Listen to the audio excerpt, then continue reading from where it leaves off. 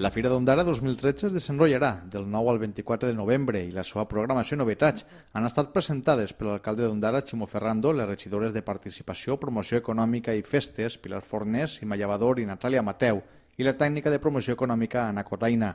La Fira d'Ondara 2013 se celebrarà en 3 caps de setmana. Els dies 9 i 10 de novembre es desenrotllarà la Fira d'Associacions en el Prado, la Fira d'Animals a la plaça de Bous i la Fira d'Atraccions a l'aparcament junt amb l'accés des del Verger. El segon cap de setmana, el 16 i 17 de novembre, el Prado serà l'escenari de la 28a Fira de Mostres i Compres, mentre que les places del centre històric acolliran el mercat medieval i continuarà instal·lada la Fira d'Atraccions. I l'últim cap de setmana, els dies 23 i 24 de novembre, se celebrarà el Mercat de Nadal, la Fira Gastronòmica al Prado, la Matina Motera, la Fira de Cotxes Antics i la Fira d'Atraccions. Els dies del xiquet de la Fira d'Atraccions seran els dimecres 13 i 20 de novembre i les atraccions tindran el preu d'€1. L'alcalde ha reiterat el suport de l'Ajuntament al comerç urbà del municipi, suport que es veu concretat en el cost zero per a participar en la fira per als comerços locals i per a les associacions. I des de l'Ajuntament hem seguit en aquesta línia. Pensem que el mes de novembre és un mes d'oportunitats i en aquests moments de crisi encara més. I nosaltres, quan parlem amb els comerciants, portem la política d'intentar que en un cost zero tinguin una gran oferta per a poder eixir al carrer.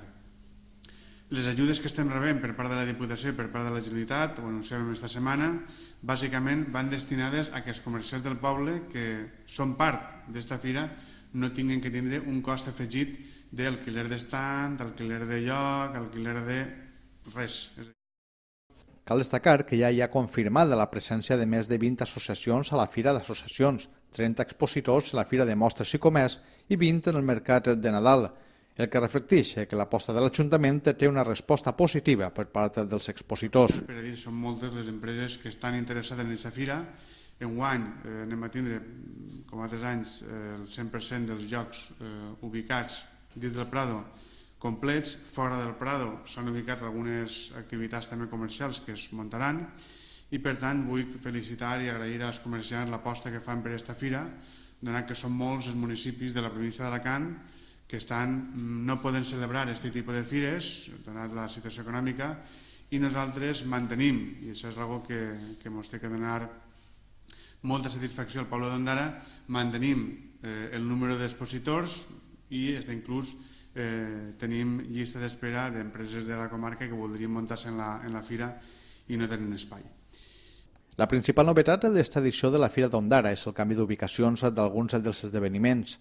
La Fira d'Atraccions es muntarà a l'ampli aparcament públic situat a l'entrada nord del nucli urbà, al carrer Nacions Sense Estat, una ubicació idònia amb unes comunicacions òptimes per carretera i que proporciona un recorregut a peu fàcil i còmode per al visitant de les diferents propostes emmarcades a la programació firal de novembre d'Ondara. Una altra de les novetats serà la nova ubicació del Mercat Medieval, que s'instal·larà en 3 places del casc històric, la plaça del Convent, la plaça Major i la plaça de Sant Antoni, així com els carrers que les connecten, concentrant en estos nuclis un atractiu recorregut històric. Després de l'èxit del passat any es consolida la presència de la Fira d'Associacions i la Fira de Nadal.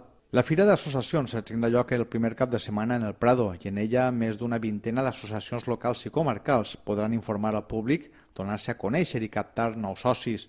A més, hi haurà una programació amb activitats de les associacions. D'altra banda, l'últim cap de setmana de fira se celebrarà de nou el Mercat de Nadal, aprofitant la proximitat de les festes nadalenques perquè els comerços locals puguen oferir els seus productes en uns estants d'ambient nadalenc que s'ubicaran a la plaça del Convent. Tant la Fira d'Associacions com la de Mostres i Comerç i la Fira Gastronòmica se celebraran de nou enguany a l'edifici del Prado, que ha demostrat les seves excepcionals condicions per acollir esdeveniments d'aquestes característiques.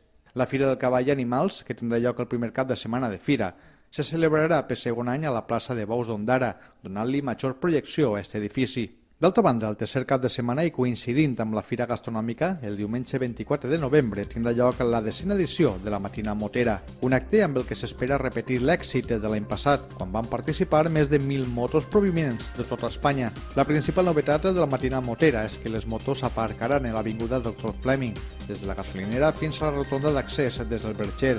Per això, l'avinguda Dr. Fleming romandrà tallada al trànsit en este tram.